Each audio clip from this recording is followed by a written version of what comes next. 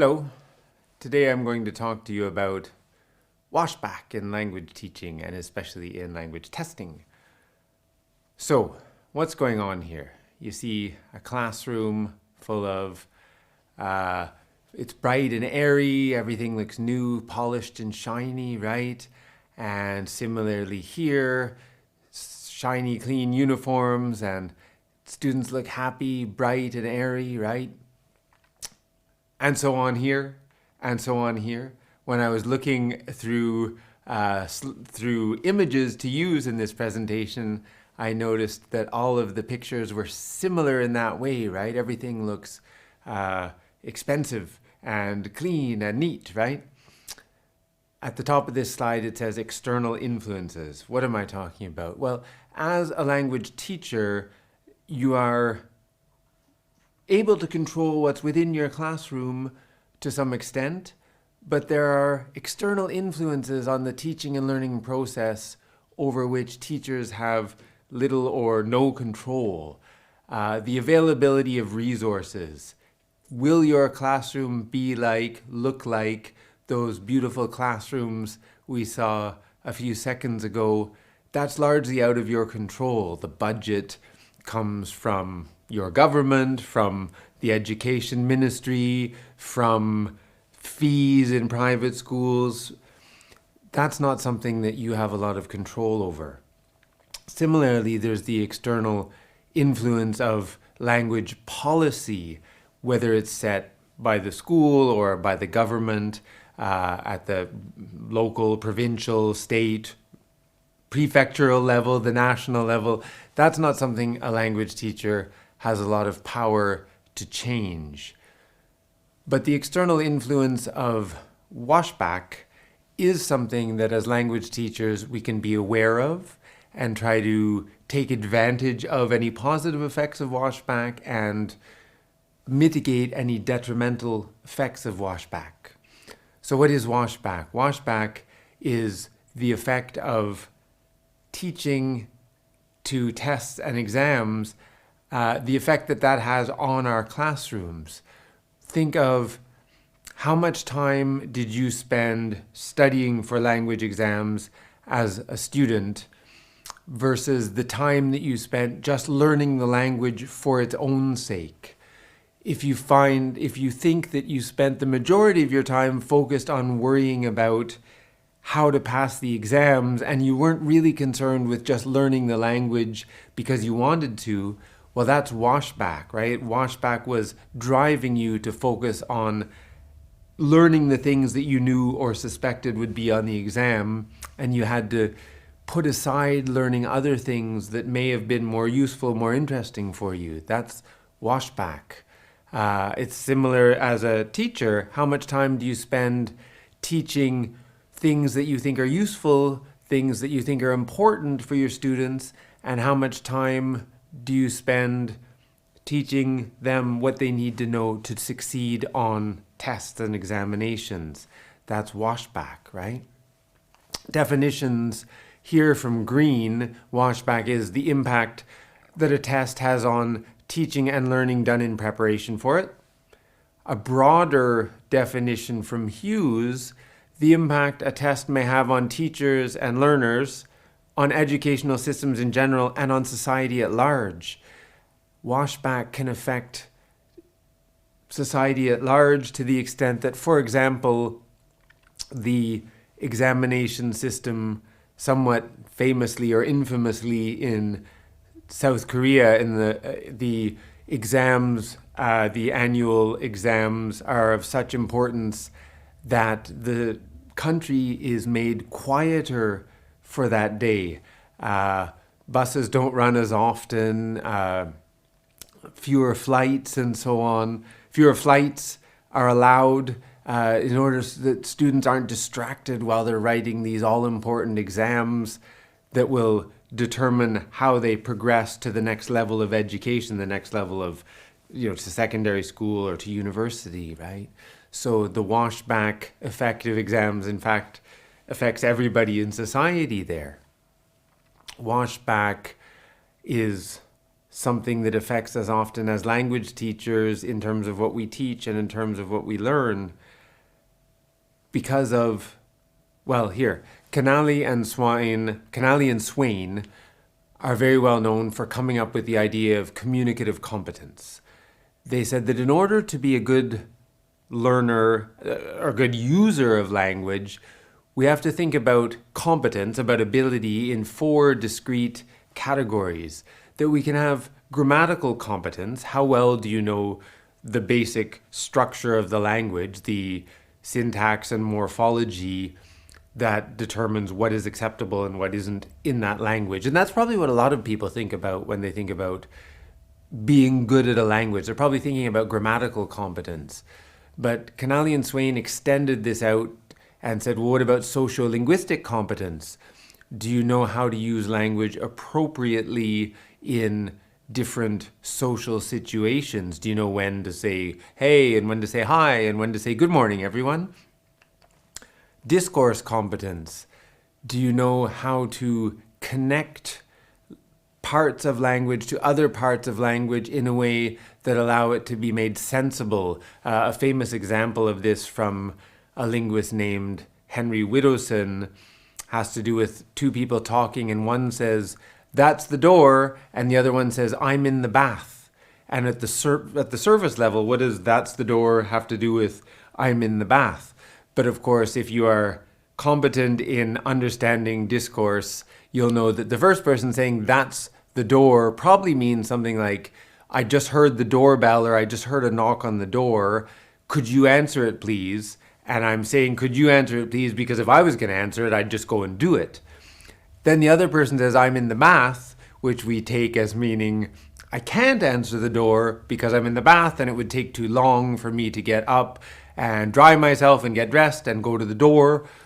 And by that time, the person would have probably left from the door because we don't stand at a door waiting for such a long time. And so all of that's bundled into those 2 short sentences, "That's the door, I'm in the bath."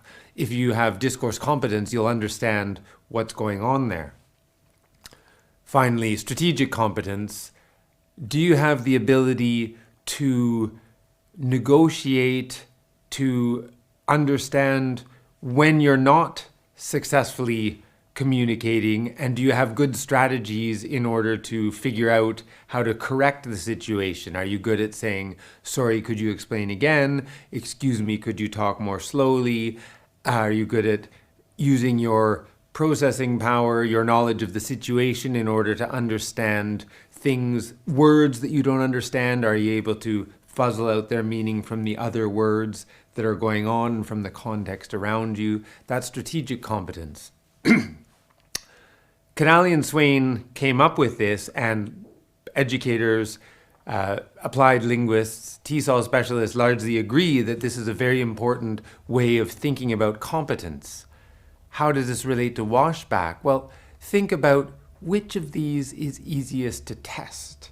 Which one are teachers likely to focus on? Which one are language exams likely to focus on? Grammatical competence, right? Ultimately, that's the easiest to test because you can just write sentences and ask people to correct them if there are errors, or ask students to write or speak their own sentences to see how grammatically competent they are. It's a lot more complex to test sociolinguistic, discourse, and strategic competence. But if our students are going to be effective language learners and ultimately effective language users, they need to be competent in those other areas. So we have to think about ways to avoid the washback effect of pushing us to test the thing that's simplest, and think about how we can test, both teach and test, those other competencies that are equally important for a successful language user. She talks about washback and reminds us that washback can have beneficial effects, can be detrimental, can be beneficial. The effects can be on the content. What does the teacher choose to teach can be driven by the fact that he or she knows what's likely on the examinations and may end up teaching content that's purely examination focused and not necessarily useful for the students. There can be effect on how time is allocated.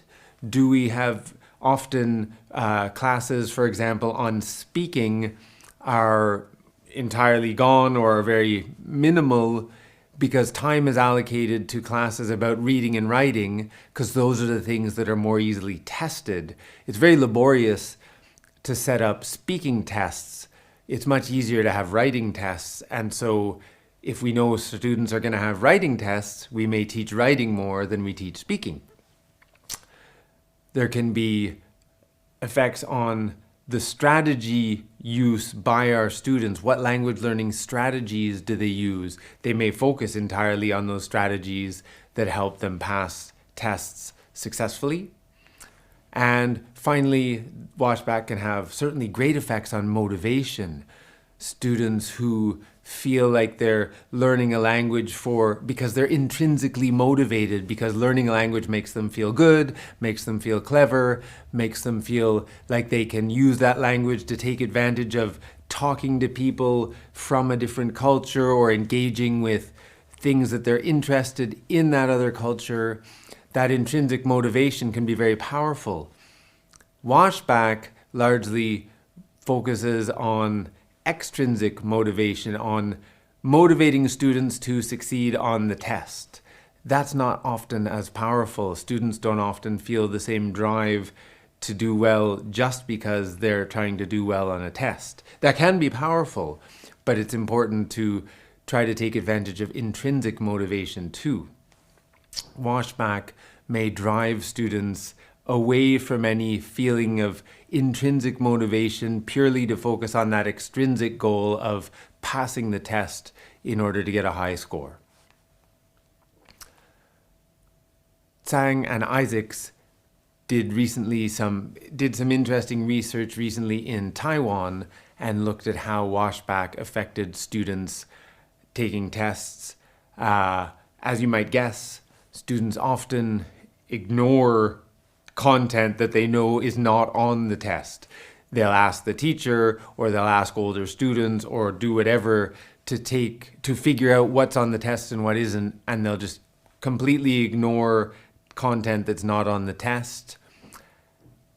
Private tutoring is a big problem in some places because of the washback effect of tests being so strong, because succeeding on a test is what allows you to get into a very prestigious university or a less prestigious university, depending on your results. So people will spend lots of money on private tutors. In some countries, the money spent on private education by parents and students and other people who have funds to help with private tutoring financially, the cost of private tutoring exceeds the cost spent publicly by governments and education authorities. That was an effect in Taiwan. A lot of money was spent on private tutoring in order to succeed in the exams.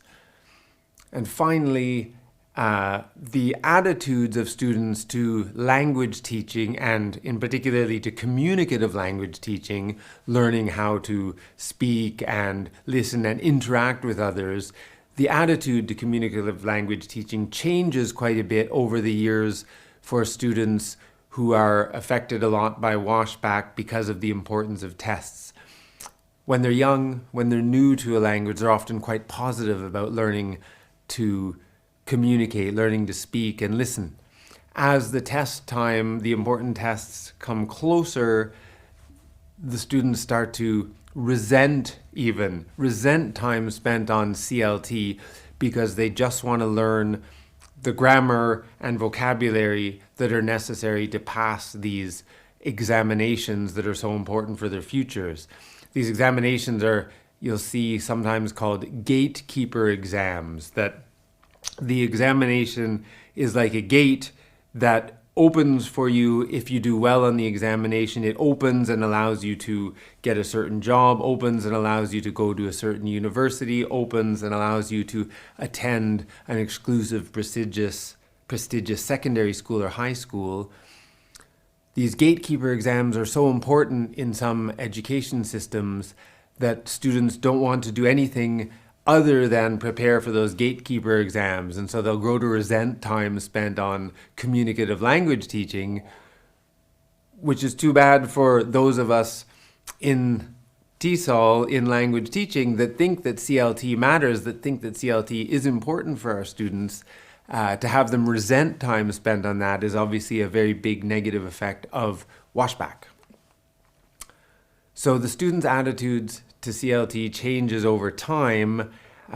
In Korea, they've even got a term for this: examination hell, right? The idea that examinations are so important and have such a big effect on students' lives that it's a form of hell that they must go through.